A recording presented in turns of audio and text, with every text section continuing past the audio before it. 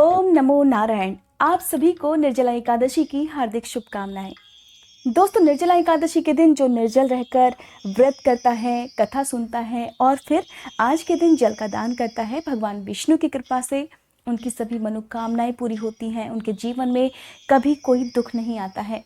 लेकिन दोस्तों, ऐसे में जो लोग निर्जल रहकर व्रत नहीं कर पाते हैं, उन्हें भी आज के दिन व्रत की कथा जरूर सुननी चाहिए। उन पर भी भगवान विष्णु का आशीर्वाद बना रहता है।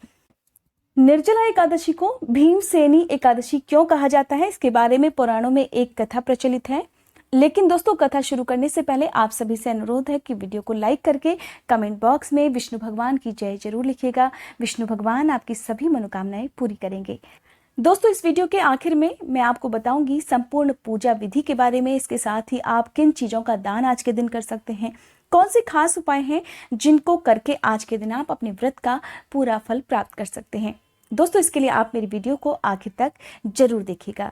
आइए सुनते हैं निर्जला एकादशी की व्रत कथा। महाभारत काल में राजा पांडु के घर में सभी सदस्य एकादशी का व्रत रखा करते थे, लेकिन भीमसेन को भूखा रहने में परेशानी होती थी। वे कोई भी व्रत नहीं रख पाते थे। इस बात से भीम बहुत दुखी होते थे और उन्हें लगता था कि ऐसा करके वह भगवान विष्णु का निरादर कर रहे हैं। इस समस्या को लेकर वे महर्षि वेदव्यास के पास गए। भीमसेन ने महर्षि वेदव्यास को कहा, हे पितामह, हमारे घर में भ्राता युधिष्ठिर, माता कुंती, द्रौपदी, अर्जुन, नकुल और सहदेव सभी एकादशी के व्रत करते हैं। परंतु महाराज, मैं भगवान की भक्ति और पूजा आदि तो कर सकता हूँ, दान भी दे सकता हूँ, किंतु मैं भोजन के बिना नहीं रह सकता हूँ। वे सभी मुझसे भी व्रत करने को कहते हैं। इस पर व्यास जी कहने लगे, हे भीमसेन, यदि तुम नरक को बुरा और स्वर्ग को अच्छा समझते हो तो तुम हर महीने की दोनों एकादशियों को अन्न ग्रहण मत किया करो। इस पर भीम बोले, हे पितामह, मैं तो पहले ही कह चुका हूं कि मैं भूख सहन नहीं कर सकता। अगर वर्ष भर में कोई एक ही व्रत हो तो वह मैं रख सकता हूं, क्योंकि मेरे पेट में वृक नामक अग्नि है, जिसके कारण मैं बिना भोजन किए नहीं रह सकता हूं। और जब तक मैं भरपेट भोजन ना कर लूं, तब तक मेरे पेट में वृक अग्नि शांत नहीं रह पाती है। इसलिए उपवास तो क्या, मेरे लिए एक समय भी बिना भोजन के रहना असंभव है। हे महर्षि, आप मुझे कृपया करके कोई ऐसा व्रत बताइए जो वर्ष में मुझे केवल एक बार ही रखना पड़े और उसी व्रत से मुझे स्वर्ग की और आध्यात्म की प्राप्ति हो जाए। इस पर श्री व्यास जी विचार कर कहने लगे, हे पुत्र, बड़े बड़े ऋषियों ने बहुत शास्त्र आदि बनाए हैं, जिनसे बिना धन के थोड़े ही परिश्रम से स्वर्ग की प्राप्ति की जा सकती है। इसी प्रकार शास्त्रों में दोनों पक्षों की एकादशी का व्रत मुक्ति पाने के लिए रखा जाता है। ऐसा सुनकर भीमसेन घबराकर कांपने लगे और व्यास जी से कोई दूसरा उपाय बताने की प्रार्थना करने लगे। कहते हैं कि ऐसा सुनकर व्यास जी कहने लगे कि वृषभ और मिथुन की संक्रांति के बीच ज्येष्ठ मास के शुक्ल पक्ष की जो एकादशी आती है, उसका नाम निर्जला एकादशी है। इस एकादशी में अन्न तो दूर, जल भी ग्रहण नहीं किया जाता है। अगर तुम कर सकते हो तो उस एकादशी का व्रत अवश्य करो। इस एकादशी के व्रत में स्नान और आचमन के सिवा जल का प्रयोग वर्जित है। इस दिन भोजन नहीं करना चाहिए और ना ही जल ग्रहण करना चाहिए, क्योंकि भोजन ग्रहण करने से और जल ग्रहण करने से यह व्रत टूट जाता है। इस एकादशी में सूर्योदय से शुरू होकर द्वादशी के सूर्योदय तक व्रत रखा जाता है, यानी व्रत के अगले दिन पूजा करने के बाद ही व्रत खोलना चाहिए। व्यास जी ने भीम को बताया कि इस व्रत के बारे में स्वयं भगवान कृष्ण ने बताया था और यह व्रत सभी पुण्य कर्मों और दान से बढ़कर है। इस व्रत को रखने से मनुष्य हर तरह के पापों से मुक्त हो जाता है। हे पुत्र, इस एकादशी के नियम अन्य सभी एकादशियों की तुलना में सबसे कठिन है। लेकिन अगर तुमने इस एकादशी के सभी नियमों का पालन कर लिया तो तुम्हें साल भर में आने वाली सभी 24 एकादशियों का पुण्य भी प्राप्त हो जाएगा। महर्षि वेदव्यास के मुंह से ऐसा सुनकर भीमसेन इसके लिए तैयार हो गए और उन्होंने निर्जला एकादशी का व्रत पूरे नियम के साथ रखा। इस प्रकार सबसे पहले भीम ने निर्जला एकादशी का व्रत किया था, इसलिए इस एकादशी को भीमसेनी एकादशी के नाम से भी जाना जाता है। दोस्तों, यह थी निर्जला एकादशी की कथा। इस कथा को सुनने के बाद जो भी व्रत रखते हैं और जो व्रत नहीं रख पाते हो, उन्हें जल का दान करना चाहिए, मौसमी फलों का दान करना चाहिए। ऐसा करने से आपको भी निर्जला एकादशी के व्रत का पूरा पुण्य प्राप्त हो सकता है। दोस्तों, यह थी व्रत कथा। आइए जानते हैं पूजा विधि के बारे में। माना जाता है कि इस दिन बिना जल के उपवास रखने से साल की सभी एकादशियों के जितना पुण्य प्राप्त हो जाता है। इसके अलावा धर्म, अर्थ, काम और मोक्ष, ये चारों पुरुषार्थ की भी प्राप्ति जरूर होती है।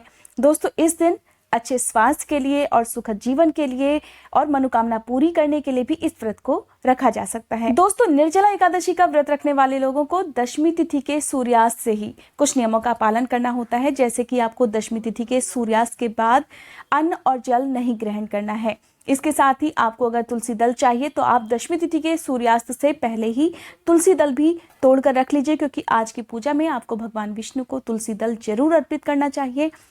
दशमी तिथि के सूर्यास्त के बाद से लेकर द्वादशी तिथि तक एकादशी का व्रत करने वाले लोगों को अन्न ग्रहण नहीं करना चाहिए और ना ही चावल का प्रयोग आज के दिन आपको करना चाहिए। आपके घर में भी चावल ना बने, इस चीज का भी आपको ध्यान रखना है। महिलाओं को अपने सिर के बाल दशमी तिथि के सूर्यास्त से पहले ही धो लेने चाहिए। इसके साथ ही एकादशी के दिन महिलाओं को अपने सिर के बाल भी नहीं धुलने चाहिए। अब दोस्तों, एकादशी के दिन व्रत करने वाले लोगों को सुबह ब्रह्म मुहूर्त में उठकर स्नान करने के बाद साफ रंग के वस्त्र धारण करने चाहिए। पीले रंग के वस्त्रों का प्रयोग पूजा में आप कर सकते हैं। भगवान विष्णु को आज के दिन ज्यादा से ज्यादा पीले रंग की चीजों का भोग लगाएं, पीले रंग की चीजों को अर्पित करें। ऐसा करने से भगवान विष्णु प्रसन्न होते हैं। दोस्तों, व्रत रखने वाले लोगों को आज के दिन सबसे पहले सूर्य देवता को जल अर्पित करना चाहिए। उसके बाद हाथ में जल लेकर अपने व्रत का संकल्प लेना चाहिए। अब एक चौकी पर आपको पीले रंग का साफ वस्त्र बिछाकर उस पर भगवान विष्णु की और मां लक्ष्मी की मूर्ति या फिर तस्वीर की स्थापना करनी है। भगवान विष्णु को पीले रंग के फल फूल अर्पित करें, पंचामृत अर्पित करें, इसके साथ ही तुलसी दल भी अर्पित करें। अब मां लक्ष्मी जी की भी पूजा आपको करनी है। अगर आपके पास मां लक्ष्मी का श्रीयंत्र है तो उसकी भी पूजा आज के दिन आपको करनी चाहिए।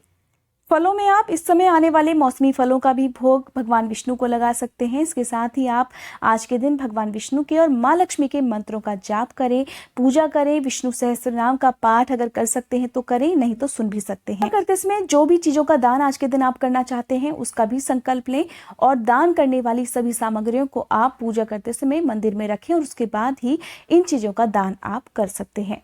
अगर आप घड़े का दान कर रहे हैं तो घड़े को किसी कपड़े से, विशेषकर आपको साफ सफेद रंग के कपड़े से ढककर ही घड़े का दान करना चाहिए। आज के दिन आप कच्चा अनाज भी लोगों को या फिर ब्राह्मणों को दान दे सकते हैं। दोस्तों, जरूरी नहीं है कि निर्जला एकादशी के दिन आप निर्जल रहकर ही व्रत करें। अगर आपकी सामर्थ्य नहीं है और किसी वजह से आप आज के दिन निर्जल रहकर व्रत नहीं कर सकते हैं तो ऐसे में आप व्रत लेते समय निर्जल रहकर व्रत करने का संकल्प ना लें। आप केवल एकादशी का व्रत कर रहे हैं, इसका संकल्प लेते हुए भी अपना व्रत प्रारंभ कर सकते हैं।